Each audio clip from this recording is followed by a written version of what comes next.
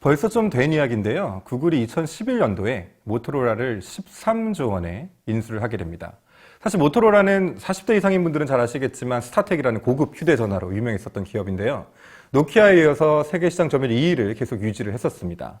그런데 역시 노키아와 마찬가지로 스마트폰으로의 변화에 제대로 대응하지 못해서 점유율이 많이 밀려났습니다. 거의 10위 정도밖에 되지 않았었는데요. 그럼에도 불구하고 구글이 모토로라를 인수한 이유는 다름 아닌 모토로라가 가지고 있었던 무선통신 관련된 특허 때문이었습니다. 사실 구글이 모토로라를 인수하기 전에 큰 특허 경매장이 섰습니다. 캐나다 통신장비 업체인 노텔이라는 기업이 파산을 하고 나서 이 노텔의 특허를 두고 경매가 이루어졌는데요. 여기서 낙찰받은 기업이 애플입니다. 애플과 마이크로소프트로 구성된 록스타라는 컨소시엄이 45억 달러의 이 특허를 취득을 했는데요. 사실 구글도 여기 참여를 했어요. 그런데 1억 달러 낮은 44억 달러를 써내는 바람에 낙찰을 받지 못했죠. 구글은 애플이 특허를 취득한 이유를 알고 있었습니다. 구글을 비롯한 삼성, LG와 같은 안드로이드 진영을 특허 침해 혐의로 제소를 하기 위해서, 즉 공격을 하기 위해서였죠. 쳐들어올 걸 아니까 방패가 필요했던 겁니다. 근데 구글도 물론 특허가 많이 있지만 통신 디바이스 관련된 특허들이 많이 없었어요. 그래서 방패를 마련하기 위해서 모토로라를 인수를 한 겁니다. 실제로 그 록스타 컨소시엄은 그 다음 해에 구글을 비롯한 안드로이드 진영을 특허 침해 혐의로 제소를 했고, 구글은 이번에 취득한 특허들을 바탕으로 맞제소를 하게 됩니다.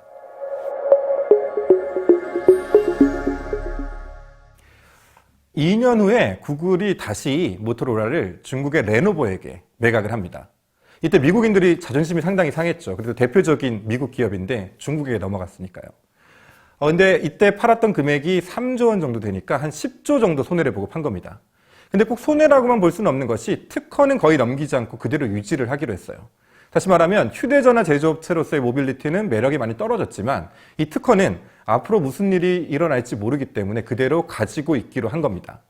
최근에 삼성과 애플과의 특허 분쟁이 7년 만에 종식이 됐습니다. 엄청 물고 물리는 싸움이 벌어졌는데요. 이렇게 기업 간의 특허 분쟁이 빈번해지면서 이제 특허는 기술의 독점권을 보장하기 위한 기술적 자산이 아니라 이 특허 분쟁, 특허 전쟁에서 승리하기 위한 전략적 무기로 진화를 하고 있습니다. 많은 기업들이 제품을 만들기 위해서가 아니라 특허 전쟁에 대비하기 위해서 특허를 취득을 하고 있죠. 그러다 보니까 마치 과거 냉전 시대 때 구소련과 미국이 언제 벌어질지 모르는 전쟁에 대비하기 위해서 군비 확장 경쟁을 벌였던 것처럼 기업들이 특허를 취득을 하고 있는 겁니다. 그러다 보니 웬만한 기업들끼리는 승패가 갈리지 않습니다. 나도 한 대 치면 저기도 한 대 치는 거죠. 그러다가 결국은 화해를 하고 끝납니다. 네 거 내가 쓸 테니까 너도 내 거 써. 이렇게 퉁치면서 끝나는 거죠. 이러한 방식을 크로스 라이센싱이라고 부릅니다.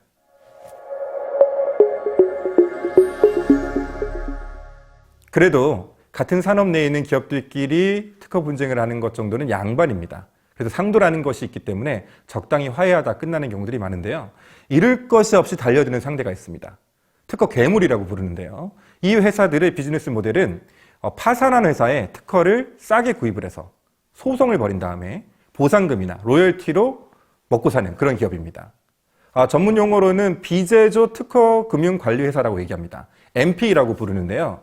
이 MP는 제품을 만들지 않고 특허 소송을 위해서만 특허를 취득을 합니다. 그러다 보니까 이 MP에게는 크로스 라이센싱 따위는 필요가 없습니다. 어차피 제품을 만들지 않을 거기 때문에 크로스 라이센싱을 하면서 화해를 할 필요가 없는 거죠.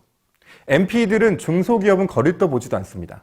대기업들만 물고 늘어집니다. 이 보상금 자체가 매출액의 몇 % 이렇게 산정이 되기 때문에 대기업들이 훨씬 먹을 게 많으니까요. 삼성전자 같은 기업들이 침을 흘리면서 달려드는 기업입니다. 최근에 출시된 갤럭시 폴드 역시 지금 특허 괴물과의 분쟁에 휘말려 있고요. 한 최근 10년 동안 우리나라 기업이 특허 괴물에 의해서 제소된 건수는 한 1000건이 넘을 정도로 빈번하게 일어납니다. 공동의 적이 생겼으니 이제 어제의 적이 오늘의 내 편이 되기도 합니다.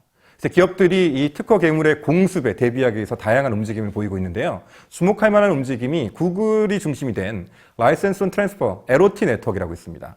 이 네트워크에는 우리가 알만한 기업들이 대부분 들어가 있는데요. 이 네트워크의 목적은 이 특허 괴물의 공격에 면역 체계를 형성하는 것입니다. 어떤 일들이 벌어지냐면요. 이 네트워크에 포함된 기업들이 나중에 파산을 해서 특허가 특허 괴물에게 넘어가게 된다면 그 즉시 이 네트워크에 포함된 모든 기업들에게 크로스 라이센싱이 되는 거죠. 그러면 이 기업들은 합법적으로 그 기술을 활용할 수 있는 권리가 있기 때문에 특허 괴물이 시비를 걸 수가 없게 되는 겁니다.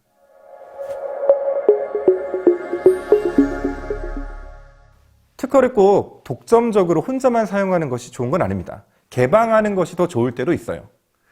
테슬라가 몇 년 전에 이 전기 모터 배터리와 관련된 특허 200건을 무료로 공개를 했습니다. 인류의 발전을 위해서 선의의 목적이라면 누구든지 쓸 수 있겠다라고 거창하게 얘기를 했는데 결국은 자기들이 살아남기 위해서죠. 생각보다 전기차 시장 성장이 좀 더딥니다. 많은 분들이 전기차를 구매하고 싶어도 꺼리는 이유는 충전할 곳이 많이 없기 때문입니다. 충전 인프라가 있어야 전기차 구매가 늘어나고 전기차가 많아져야 충전 인프라가 늘어날 텐데 현재 수준으로는 전기차 시장이 인프라가 충분하지 않은 거죠. 그래서 앨런 머스크는 특허 기술을 독점적으로 사용하는 것보다 전기차 시장 자체를 키우는 것이 좋겠다라고 생각을 한 겁니다. 많은 기업들이 전기차를 좀 더 수월하게 생산할 수 있어야 충전 인프라가 늘어나고 인프라가 늘어나야 전기차 시장이 커지게 되니까요. 조그만 시장에서 1등 해봐야 남는 게 없죠. 파이를 키워야 내목도 커지는 법입니다. 또 다른 이유도 있습니다. 사실 기업들 간의 기술 경쟁에서 이길 수 있는 가장 쉬운 방법 중에 하나가 내 기술을 공짜로 푸는 겁니다. 그러면 경쟁 기업들이 나중에 위협이 될 만한 기술을 개발하려는 시도조차 하지 않아요. 경쟁의 위협을 싹을 아예 잘라버리는 겁니다. 또 그렇게 하다 보면 많은 기업들이 나의 기술을 쓰게 되니까 내 기술이 표준으로 자리 잡게 되는 거죠.